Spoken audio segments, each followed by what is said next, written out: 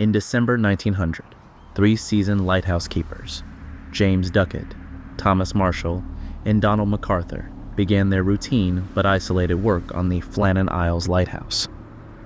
Perched on a lonely rock off Scotland's rugged coast, the lighthouse was their sole charge.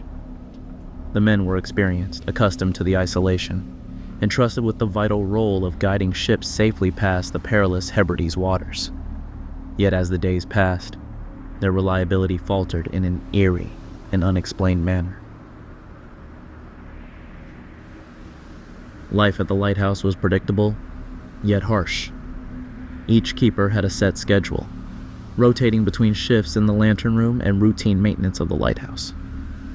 Their rotations typically lasted 6 weeks, after which they would be relieved and allowed to return to the mainland for a brief period of rest.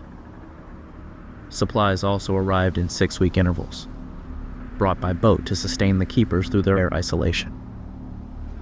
During their time on the island, the keepers relied on one another for companionship and support against the unforgiving environment.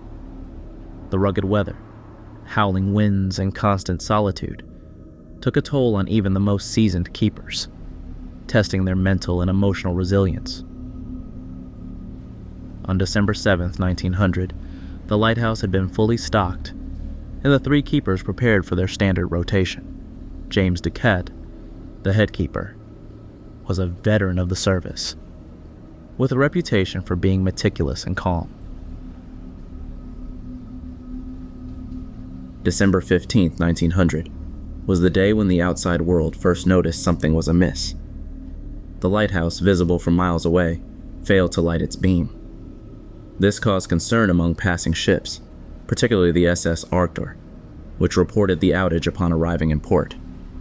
A relief team, led by Joseph Moore, was quickly dispatched to investigate. But bad weather delayed their arrival until December 26th, a full 11 days after the last sighting of the lighthouse in operation.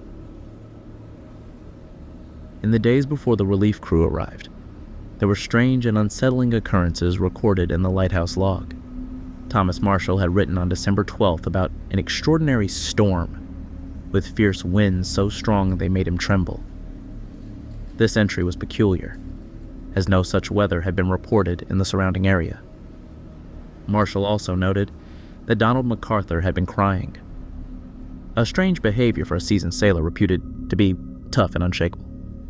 On December 13th, James Ducat reportedly grew uncharacteristically quiet, described in the log as silent and brooding. The storm raged on, with entries describing prayers from the keepers, though the men were not known to be overtly religious. On December 15th, the final entry cryptically read, "Storm ended. Sea calm. God is over all." After this, the light went dark, and the keepers were never heard from again. When Joseph Moore arrived, the eerie silence of the island was the first thing he noticed. The lighthouse compound was unusually still, with no one coming to greet them. The gate was closed. The beds inside were unmade but intact, and the kitchen table had plates of food set, as if the men had suddenly abandoned their meal. The clock inside the lighthouse had stopped, and the oilskins of 2 keepers were missing, suggesting they had gone outside. MacArthur's gear, however, was still hanging on its peg. Moore and his team scoured the island for signs of the missing men. Near the west landing, they found evidence of a storm's fury.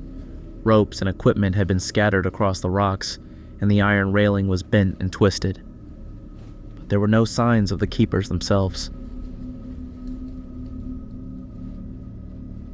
The most plausible theory suggests that the keepers were swept away by a massive rogue wave while attempting to secure equipment during the storm. However, this explanation leaves gaps. Why did all 3 men leave the lighthouse simultaneously, contrary to standard protocol? What caused the uncharacteristic behavior noted in the logbook? And why were there reports of calm seas from nearby ships during the alleged storm? Some believe the men fell victim to foul play, possibly involving a passing ship or even piracy. Others speculate about psychological breakdowns from isolation, leading to tragic accidents or violent confrontations. More supernatural theories involve curses tied to the island, or paranormal forces taking them in.